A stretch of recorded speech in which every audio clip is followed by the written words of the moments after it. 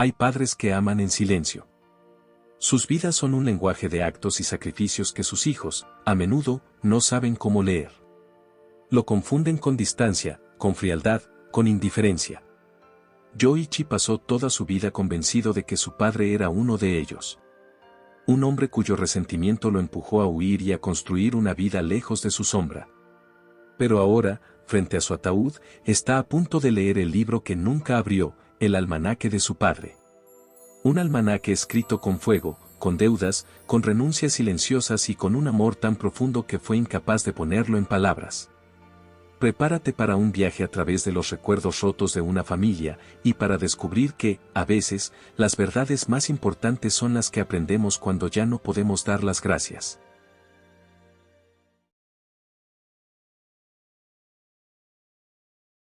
La vida de Yoichi transcurre en la ordenada calma de una oficina, un día igual a otro. Pero esa monotonía se quiebra con una llamada. Al otro lado de la línea, la voz de su jefe le comunica una noticia repentina, una que detiene el tiempo: su padre ha muerto.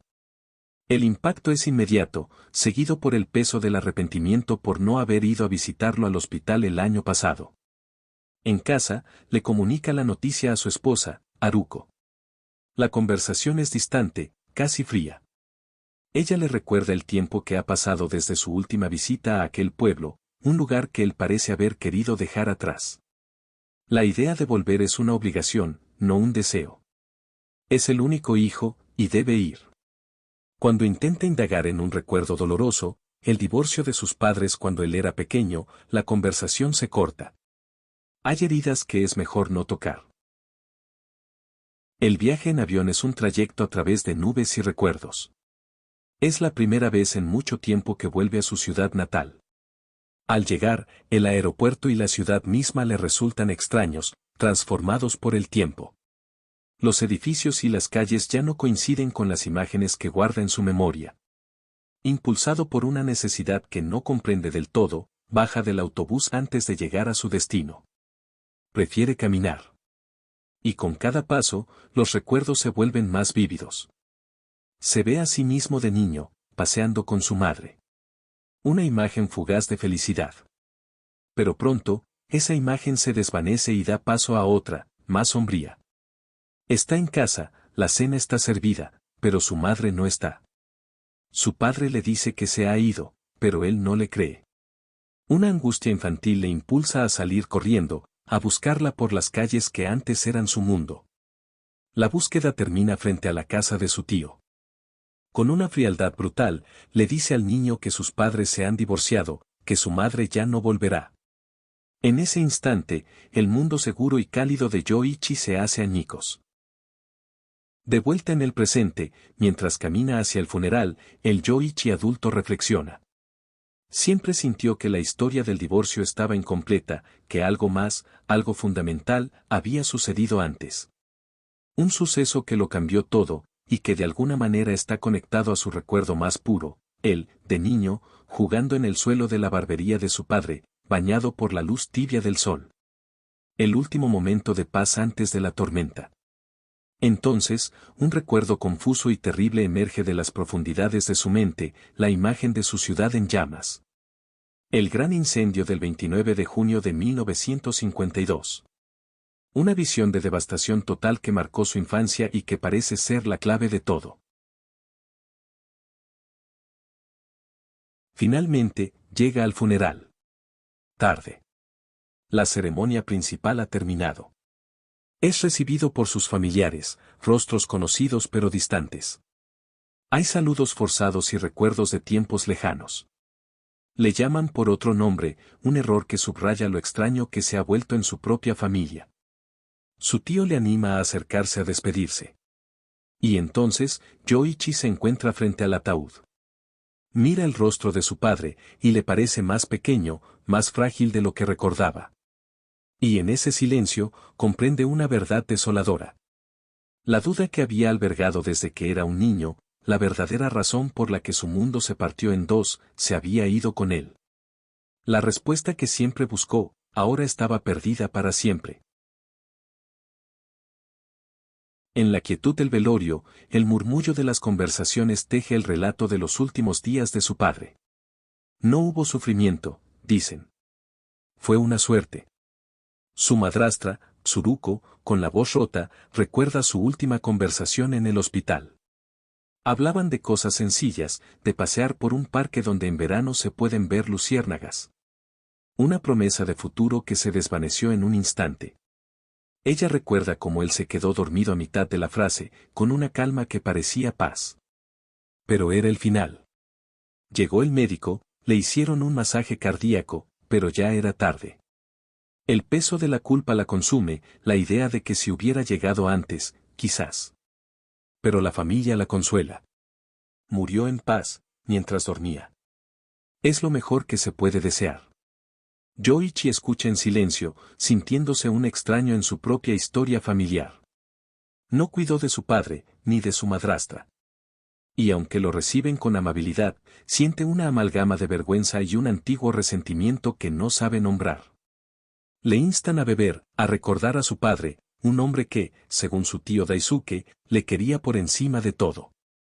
Es entonces cuando Yoichi, impulsado por una necesidad que ha guardado por décadas, pregunta por su madre. Y su tío, después de una pausa, comienza a desvelar el pasado. La historia de un amor al que la familia se opuso, justo cuando la guerra acababa de empezar. El relato fluye, pintando una imagen de la posguerra. La barbería moderna que su padre, Takeshi, abrió al volver. El gramófono que siempre sonaba con música que a Yoichi le parecía triste. Un puñado de fotografías son los únicos vestigios que sobrevivieron al gran incendio, casi todos los recuerdos del lado materno se convirtieron en cenizas. La vida estaba marcada por la presencia de los soldados americanos.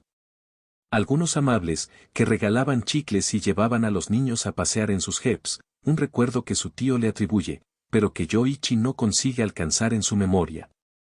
Y otros no tan buenos. Un recuerdo amargo emerge, un soldado negándose a pagar, la tensión, la humillación de su padre frente a la violencia contenida. Pero de ese incidente surgió una oportunidad. Un comandante americano, agradecido por su paciencia, se convirtió en cliente habitual.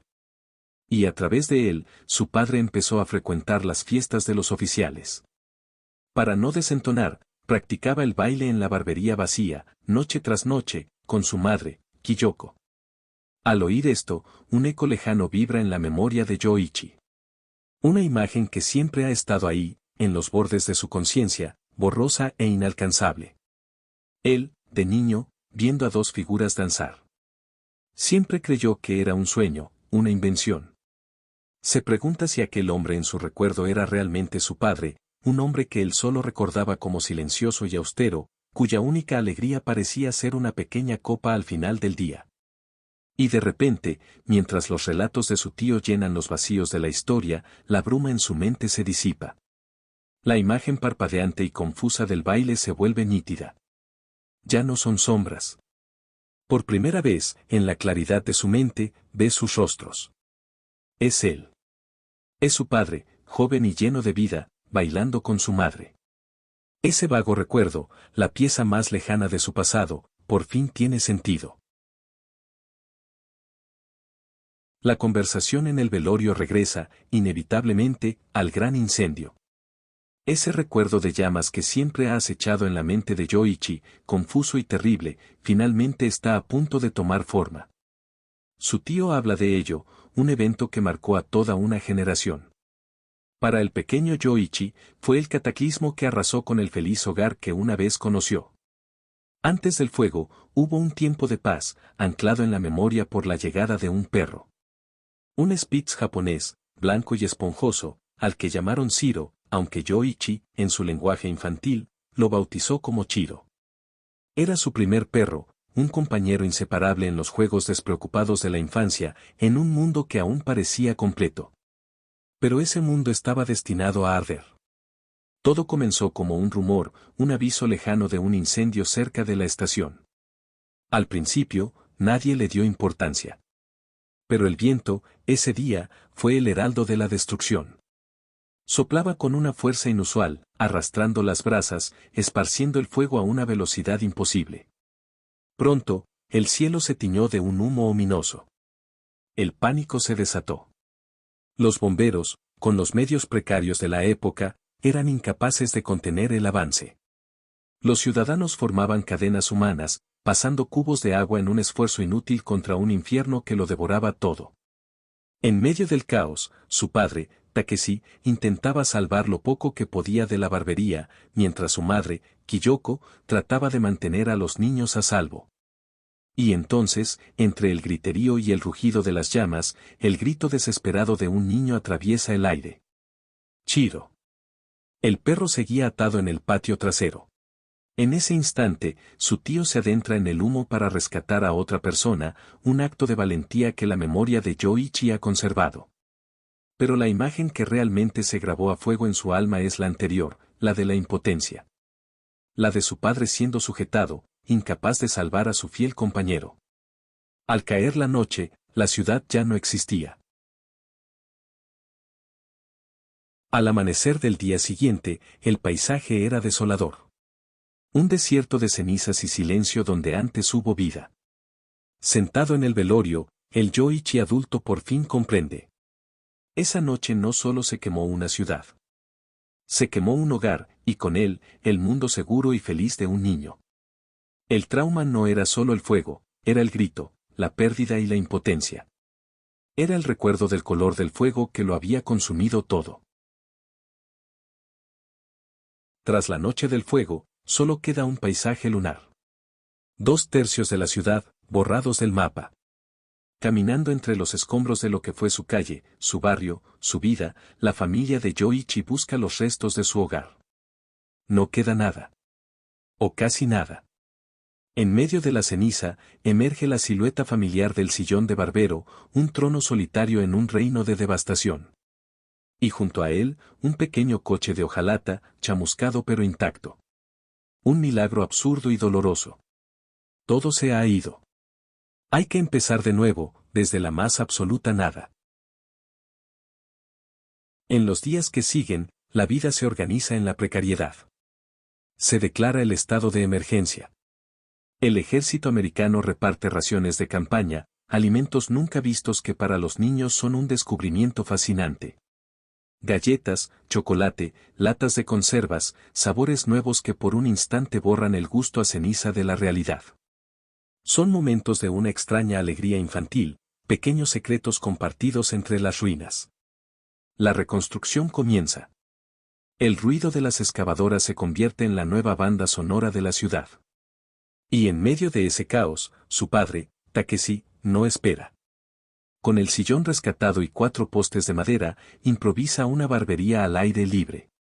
Un gesto de desafío, la necesidad de trabajar, de seguir siendo el mismo, aunque el mundo a su alrededor se hubiera derrumbado. Su tío Daisuke, el héroe de la noche del incendio, los apoya. Pero la verdadera tensión se gesta en silencio. Su padre, orgulloso, había perdido todo frente a la familia de su esposa, una familia que nunca lo aceptó del todo. Y por eso, cuando su madre, Kiyoko, a espaldas de su marido, pide ayuda a sus parientes para conseguir dinero y madera, la frágil paz se rompe. Para Takeshi, es una humillación. Un recordatorio de su fracaso. Es su tío quien, una vez más, interviene. Entendiendo el dolor y el orgullo herido de su cuñado, le ofrece un préstamo. Le habla no como un familiar político, sino como un hombre que comprende. Le dice que entierre su orgullo, que acepte la ayuda por sus hijos, por Kiyoko. Que la responsabilidad es ahora más importante que cualquier herida personal. Y su padre, finalmente, cede. La construcción de la nueva casa, la nueva barbería, se convierte en un símbolo de esperanza. Su padre, por primera vez en mucho tiempo, parece feliz supervisando la obra. Su madre se atreve a soñar de nuevo, pidiendo una ventana más grande aquí, un fregadero de azulejos allá. Los niños, contagiados por ese optimismo, piden una caseta para un nuevo Chiro. Una petición inocente, nacida del deseo de recuperar lo perdido, pero que, sin que nadie lo supiera entonces, traería consecuencias inesperadas. Yoichi, en el presente, escucha esta historia por primera vez. Nunca supo de las deudas, de las tensiones, del orgullo herido de su padre. Frente al ataúd, la imagen del hombre silencioso y austero que recordaba se desvanece, reemplazada por la de un hombre responsable y honorable, aplastado por el peso de las circunstancias. En el invierno de 1952, bajo un manto de nieve que cubría las cenizas, la ciudad comenzaba a levantarse. Y ahora, décadas después, en la mente de Yoichi, la verdadera historia de su padre también comenzaba a ser reconstruida. En la mente de Yoichi, los recuerdos de la infancia tienen un rostro, el de su madre. Una imagen idealizada, hermosa y presente. Ella estaba en el cine, en los paseos, en el centro de su pequeño mundo. Su padre, en cambio, es una silueta. Una presencia constante pero siempre a sus espaldas, la figura incansable que trabajaba sin descanso en la barbería. Ha pasado un año desde el incendio. La nueva barbería funciona, pero la vida es una lucha constante. Las deudas pesan sobre su padre, especialmente aquella contraída con la familia de su esposa. Para saldarla y recuperar su orgullo, Takeshi trabaja hasta la extenuación, aceptando cualquier encargo, sin permitirse un solo día de descanso. Su tío, en el velorio, recuerda la furia silenciosa que lo consumía, el peso que llevaba sobre sus hombros. Su madre, Kiyoko, anhela darles a sus hijos una tregua, un respiro de la austeridad. Pero cada petición para un pequeño capricho, para un momento de diversión, choca contra el muro de la deuda. Su padre es inflexible. El trabajo es lo único que importa. Y en esa tensión, se abre la primera fisura. Un día, los niños conocen al profesor de música de su hermana, el señor Matsumoto. Un encuentro fugaz, casi insignificante. Pero es una pieza más en el rompecabezas de su memoria. Pero la vida, que apenas les ha dado un respiro, vuelve a golpear. El cachorro enferma. Al principio parece un simple resfriado, pero su estado empeora rápidamente. Ya no come, tose sin parar, pierde toda su fuerza. Su padre está demasiado ocupado para darse cuenta, pero el profesor Matsumoto, de visita en la casa, reconoce la gravedad de la situación. Es él quien se da cuenta de que no es un resfriado. Es él quien lo lleva al veterinario. El diagnóstico es una condena. Una enfermedad transmitida por mosquitos para la que no existe cura. El corazón del cachorro no resistirá. Y ante la mirada impotente de la familia, el pequeño Chiro muere. Es la primera vez que Yoichi se enfrenta a la muerte de forma tan cercana, tan tangible. Juntos, en el pequeño jardín, le dan sepultura, enterrando con el otro trozo de su inocencia. Poco después, ocurre algo que Yoichi no comprende en ese momento. Su madre se encuentra con el profesor Matsumoto y le devuelve algo que él había perdido. Un objeto, un gesto cargado de un significado que se le escapa. De vuelta en el presente, frente al ataúd, la reflexión es inevitable. En sus recuerdos, su madre siempre está ahí, en el centro. Pero su padre siempre estaba trabajando. Siempre de espaldas. La imagen persistente de un hombre que le dio todo, pero a quien él nunca llegó a ver de frente. Hay un verano grabado en la memoria de Yoichi. Un verano diferente a los demás. Casi un año después del gran incendio, su padre los llevó de viaje. No a un lugar de vacaciones, sino a su propio pasado. Un tren los alejó de las cenizas de la ciudad y los transportó a la tierra natal de su padre, una pequeña aldea de pescadores bañada por el sol y el olor a sal. Por primera vez, Yoichi vio a su padre de otra manera. No era el barbero incansable, sino un hombre que sonreía, que señalaba los paisajes de su infancia con un orgullo tranquilo. Caminaron por senderos polvorientos, visitaron las tumbas de sus antepasados, y Yoichi sintió, quizás por primera vez, que su padre tenía una historia antes que ellos, una vida que él no conocía. El recuerdo más vívido de aquel viaje tuvo lugar en la penumbra de un túnel de ferrocarril. Mientras caminaban por las vías, un atajo hacia el pueblo, sus padres hablaban en voz baja. Hablaban del hermano de su madre, Isao, que había enviudado. Una conversación adulta, cuyas implicaciones se le escapaban al niño que era entonces. Y de repente, el estruendo. El suelo vibró, y una luz cegadora se abalanzó sobre ellos desde la oscuridad. Un tren. El pánico se apoderó de ellos, un terror puro y primordial. Su padre los empujó contra la pared húmeda del túnel, protegiéndolos con su cuerpo mientras la bestia de acero pasaba rugiendo a centímetros de ellos. Fue un instante de miedo absoluto, seguido de un profundo alivio. Un momento en que, frente a la muerte, fueron una familia. Pero en el presente, en la quietud del velorio, la historia de su tío tiñe ese recuerdo de otro color. Justo en esa época, su madre, Kiyoko, había comenzado a ver con más frecuencia al profesor de música, Matsumoto. No era un romance, sino un refugio. Un escape de la dura realidad a través de la cultura y la conversación, cosas que el fuego y la deuda le habían arrebatado. El tío confiesa su propia y terrible equivocación. Él también vio a Kiyoko con un hombre en la estación y, cegado por la desconfianza, la confrontó, acusándola de infidelidad. La verdad fue humillante para él, el hombre era Isao, su propio hermano, a quien Kiyoko intentaba ayudar a superar su duelo, buscándole una nueva esposa. Pero tras la disculpa, vino la advertencia. Le dijo que la gente del pueblo ya estaba hablando. Que los rumores sobre ella y el profesor de música circulaban. Le rogó que se detuviera, que pensara en su marido, en sus hijos, en el honor de la familia. Y así, el lazo de confianza entre ellos se envenenó con la duda y la murmuración. Yoichi, ahora, lo entiende todo. Ese verano no fue solo un viaje feliz. Fue el principio del fin. Siempre pensó que el divorcio fue culpa del carácter de su padre, de su silencio. Pero la verdad era más compleja, tejida con hilos de orgullo herido, de soledad, de buenas intenciones malinterpretadas y del veneno del cotilleo. Tuvo toda una vida para preguntar, para entender. Y ahora, frente al rostro silencioso de su padre, sabe que la oportunidad de enterrar las dudas de aquel verano se ha perdido para siempre. El final no fue un estallido, sino un derrumbe silencioso.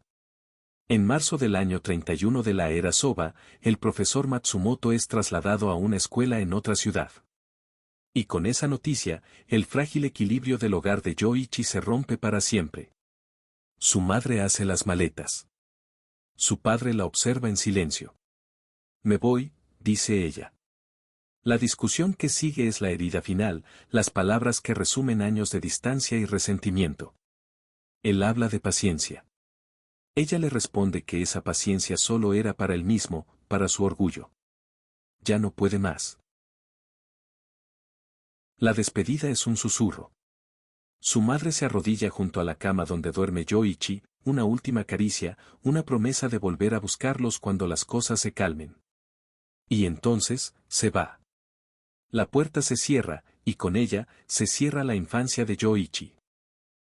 En los días que siguen, la vida se reordena en torno a ese vacío. Su hermana Haruko, demasiado joven, asume las tareas del hogar. Su padre se sumerge en el trabajo, un refugio silencioso. Yoichi, sin entender, culpa a su padre. La casa se llena de una quietud que pesa. Y entonces, empiezan a llegar las postales. Durante 6 meses, son un hilo de esperanza. Un mensaje semanal que termina siempre con la misma frase, un día iré a buscaros. Yoichi se aferra a esas palabras. Pero un día, buscando en el escritorio de su hermana, encuentra algo más. Una carta de su madre. Y dentro, la verdad. Un fajo de postales idénticas a las suyas, pero dirigidas a otra persona, al profesor Matsumoto. La misma dirección. El mismo mensaje. La promesa no era solo para ellos. El mundo infantil de Yoichi se hace añicos. Movido por un impulso irrefrenable, copia la dirección en su mano. Quiere verla. Necesita verla. En su mente, es un acto de recuperación, de reclamar lo que es suyo. Se escapa de casa y toma un tren hacia lo desconocido, con el corazón latiendo una mezcla de miedo y una determinación febril. El viaje es una odisea a través de paisajes extraños. Finalmente, llega. La dirección lo lleva a una calle tranquila, a una casa de cuyo patio sale una mujer. Es ella. Su madre. Yoichi se queda paralizado, incapaz de moverse, de hablar. Y entonces, la ve con claridad. No está sola. En sus brazos, acuna a un bebé. Un nuevo hijo. Una nueva vida que ha florecido lejos de él. Ella lo ve. Su nombre sale de sus labios, un susurro de sorpresa y quizás, de culpa. Yoichi. Pero la visión de ese niño, de esa nueva familia, es una verdad más poderosa que cualquier palabra. La madre que él vino a buscar ya no existe. El dolor, agudo y absoluto, lo atraviesa. La fantasía de la reunión se rompe en un instante de cruda realidad. Y lo único que puede hacer es huir. Corre sin mirar atrás, con el llanto ahogado en la garganta, dejando atrás la imagen de la mujer que fue su madre y el hermano que nunca conocería. En el presente, el adulto Yoichi reflexiona. En el colegio, las burlas lo hacían llorar. Fue duro con su madre, incapaz de perdonarla. Pero ahora, al conocer toda la historia, se pregunta si ella no fue, en realidad, la más dura consigo misma. El divorcio dejó de ser una simple historia de abandono. Se convirtió en la tragedia de dos personas atrapadas, cuyo dolor él nunca llegó a comprender del todo. Después de la huida, solo queda el vacío. Yoichi corre en la soledad de las mañanas frías, con un perro nuevo como única compañía. Correr se convierte en una forma de escapar del silencio que ha llenado su casa, una forma de canalizar una herida que no sabe cómo nombrar. En el velorio, las piezas que faltaban siguen apareciendo. Su tía le cuenta algo que él nunca supo, su padre se enteró de aquel viaje clandestino. Pero no hubo reproches, ni castigos.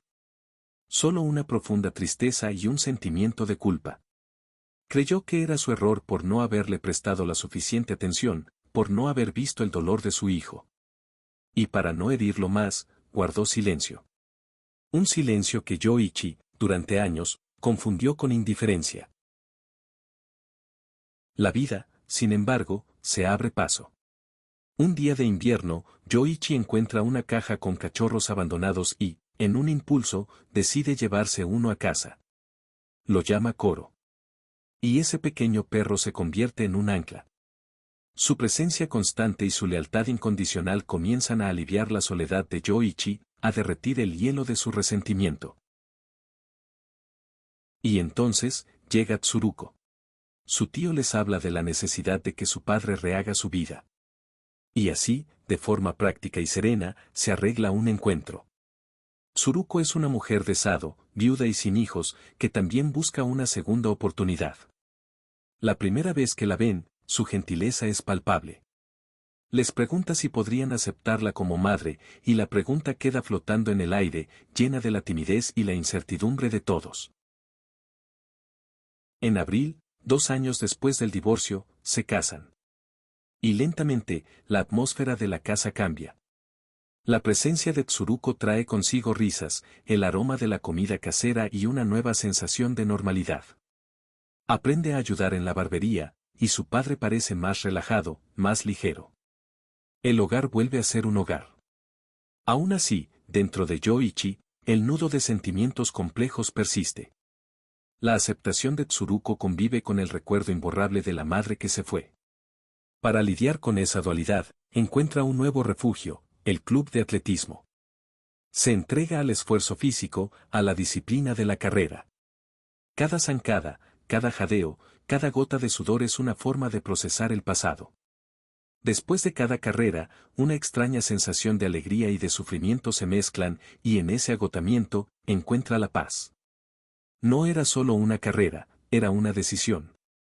La de transformar el dolor en fuerza, la de empezar a correr hacia su propio futuro. Los años pasan. Yoichi crece, y con él, la presión del futuro.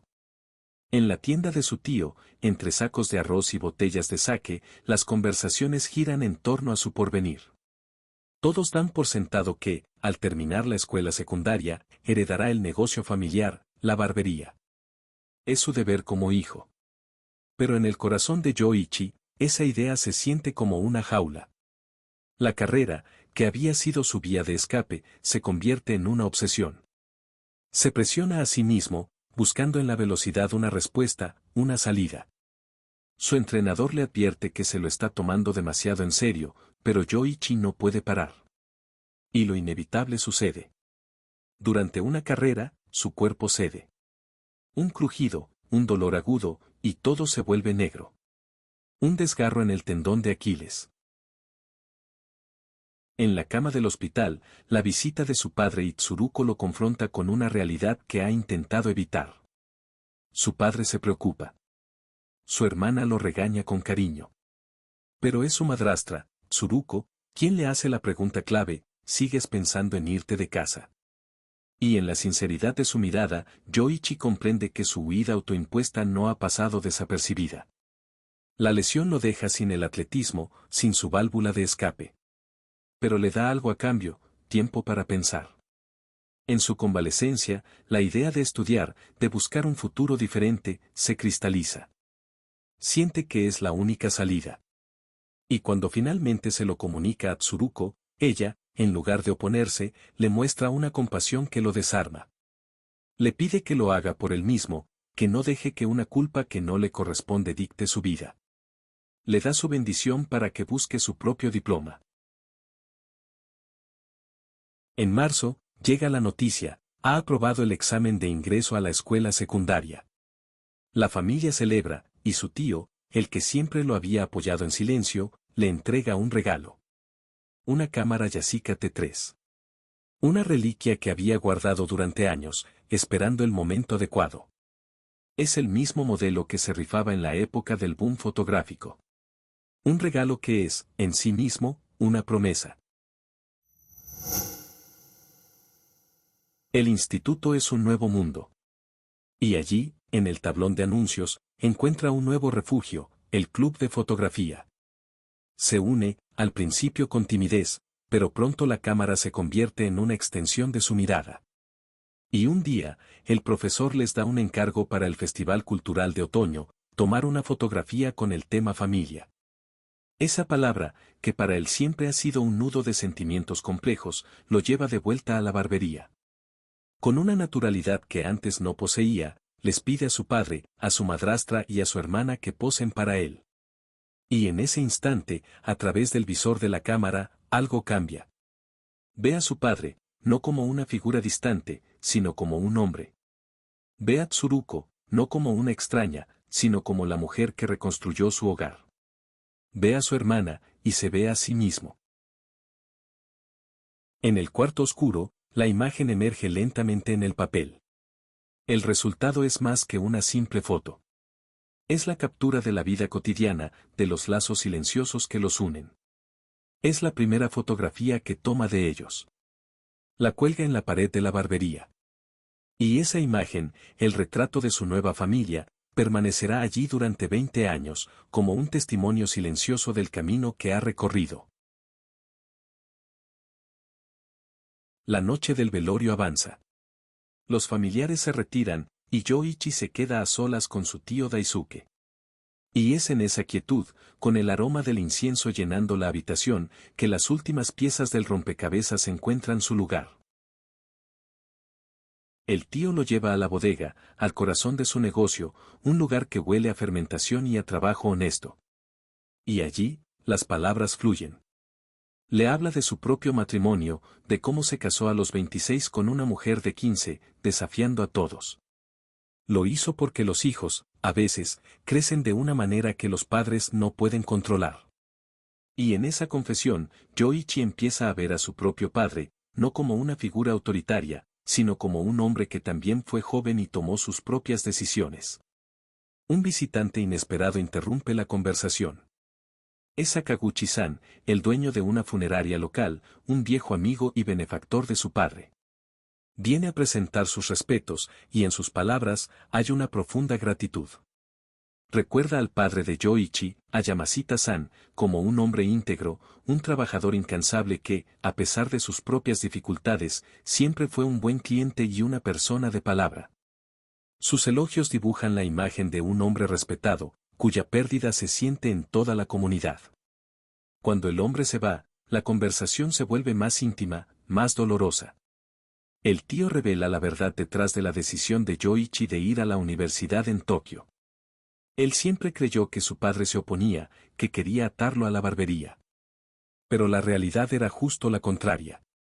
Su padre, en silencio, había aceptado la marcha de su hijo. Había decidido respetar sus deseos por encima de los suyos. Estaba dispuesto a dejarlo ir, a pesar de que eso significaba renunciar al sueño de que su hijo heredara el negocio. Su padre, Takeshi, estaba preparado para trabajar solo hasta que el cuerpo aguantara, todo para que Yoichi pudiera tener las oportunidades que él nunca tuvo. Fue su madrastra, Tsuruko, quien le dijo a su padre que era mejor que su hijo hiciera lo que quisiera mientras fuera joven. La decisión de apoyarlo fue un acto de amor conjunto. Y entonces, llega la última revelación, la que deshace el último nudo de resentimiento en el corazón de Yoichi. Le pregunta por el perro, por Koro, su fiel compañero. Su tío le confiesa que no se lo llevó sin más. Fue su padre quien, antes de que Yoichi se marchara a Tokio, le pidió a su tío que buscara un nuevo hogar para el perro. Quería que su hijo lo encontrara feliz y cuidado cuando volviera de la universidad. Fue un último acto de protección, un intento torpe y silencioso de cuidar de su hijo incluso en la distancia. En la penumbra de la bodega, rodeado del olor a sake vivo, las palabras de su tío resuenan. Si le hablas con el corazón, el sake te devolverá un buen sabor. Yoichi, finalmente, comprende. Durante toda su vida, había guardado un rencor silencioso hacia un hombre que solo había intentado, a su manera, hablarle con el corazón. Y ahora, cuando por fin puede entender su lenguaje, ya es demasiado tarde para responder. El tren se desliza hacia el amanecer, llevándose a Yoichi lejos de su pueblo. Pero no hay tristeza en su partida. Hay una sensación embriagadora de libertad, el sabor de una vida que está a punto de comenzar. Tokio, con sus rascacielos emergiendo en la distancia, es la promesa de un futuro escrito por él mismo. La vida en la gran ciudad es exactamente como la soñó, un torbellino de actividad. Se sumerge en los estudios, pero también en el trabajo. Rechaza el dinero que su familia le envía, decidido a forjar su propio camino. El orgullo y la necesidad de probarse a sí mismo lo consumen. Y en el ajetreo de esa nueva independencia, el recuerdo de su pueblo comienza a desvanecerse. La distancia física se convierte, poco a poco, en una distancia emocional. Las noticias de casa llegan en forma de cartas, fragmentos de una vida que ya no es la suya. Un día, una carta le informa de que Koro, su fiel compañero, ha enfermado. Su padre lo llevó al veterinario, pero la vejez fue implacable. Koro murió sin poder volver a verlo. La noticia lo golpea, pero está demasiado inmerso en su propia vida para procesar la pérdida. Pasan 3 años sin que vuelva a casa. Regresa para la boda de su hermana. Verla vestida de novia es un recordatorio del tiempo que ha pasado, de las vidas que han seguido su curso. Se gradúa, encuentra trabajo en un estudio de diseño, y la ciudad lo absorbe por completo. En el trabajo conoce a Rayoko. Se enamoran y, 2 años después, se casan. Construye una nueva vida, una nueva familia, lejos de todo lo que dejó atrás. En la quietud del velorio, su tío continúa con su relato, y cada palabra es una daga de arrepentimiento para Yoichi. Se entera de que su padre se sentía profundamente solo. El orgullo que sentía por los logros de su hijo estaba teñido de una tristeza inmensa por su ausencia. Yoichi, que siempre se vio a sí mismo como un hijo autosuficiente, comprende por primera vez que su independencia fue una fuente de dolor para el hombre que lo dejó marchar. Eres un tonto, Yoichi, le dice su tío, con la voz quebrada por el alcohol y la emoción. Estabas tan centrado en tu propio sufrimiento, que nunca pensaste en el de tus padres. Y en esa frase, toda la estructura de su vida, todo el relato que se había contado a sí mismo, se viene abajo. La noche termina. Los últimos familiares se han ido. Yoichi se queda solo, frente al ataúd. Y por fin, lo ve.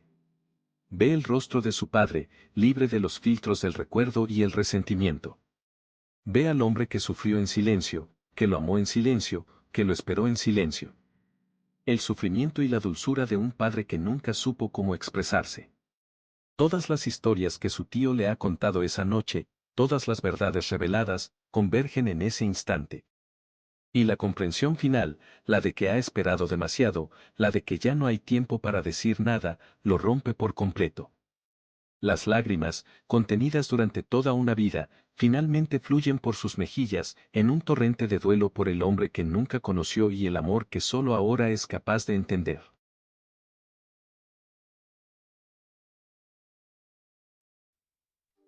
Cuando Yoichi piensa en su pueblo natal, la imagen que siempre vuelve a su mente es la de la barbería en un día soleado. Él, de niño, jugando en el suelo con su coche de hojalata, bañado por la luz cálida que entra por la ventana. Y al fondo, la silueta de su padre trabajando, con una leve sonrisa en el rostro. Es el recuerdo de una felicidad simple, pura. El último recuerdo antes de la tormenta. El día del funeral, la calle frente a la barbería se llena de gente. Vecinos, amigos, clientes, todos vienen a despedir a Yamashita-san. Y en esa multitud, Yoichi comprende la magnitud de la vida de su padre, el profundo afecto que había sembrado en la comunidad. En el crematorio, la atmósfera es solemne. El cuerpo de su padre, rodeado de flores, es la imagen final. El ruido metálico de la puerta del horno al cerrarse es un sonido definitivo, un punto final que sella una vida entera. Las lágrimas brotan, no solo de tristeza, sino también de la comprensión tardía. Yoichi se da cuenta de que nunca fue consciente del amor y el dolor que se escondían tras el silencio de su padre. Mientras esperan, una figura inesperada aparece en la puerta. Es su madre, Kiyoko. Ha venido. Tantos años después, el reencuentro que él forzó de niño ahora sucede de forma natural, en el lugar más impensado. Su tío la recibe, y hay una extraña mezcla de sorpresa y aceptación en el aire. Se acerca, y por un momento, las dos mujeres que han sido sus madres están una junto a la otra.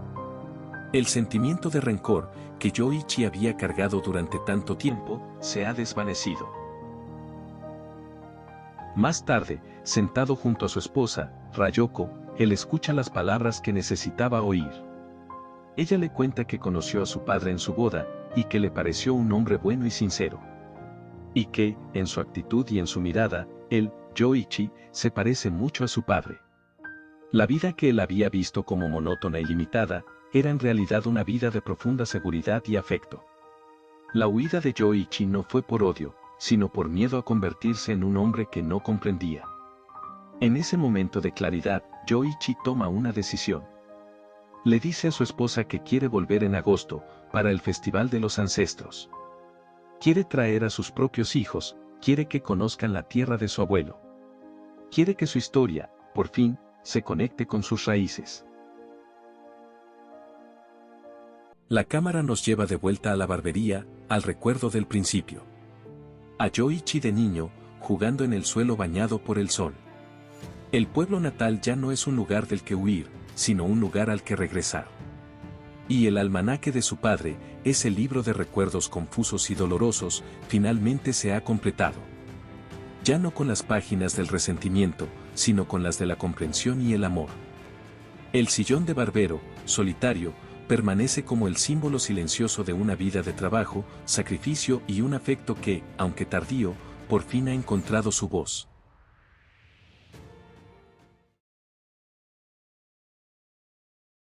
¿Hay alguna parte de la historia que les haya impactado más? Me encantaría leer sus comentarios aquí abajo. Si les gustó este video y quieren seguir descubriendo más resúmenes de historias, no olviden darle un gran like, suscribirse y activar la campanita, eso me anima a crear más videos. Gracias por acompañarme en este recorrido. Nos vemos. Chao.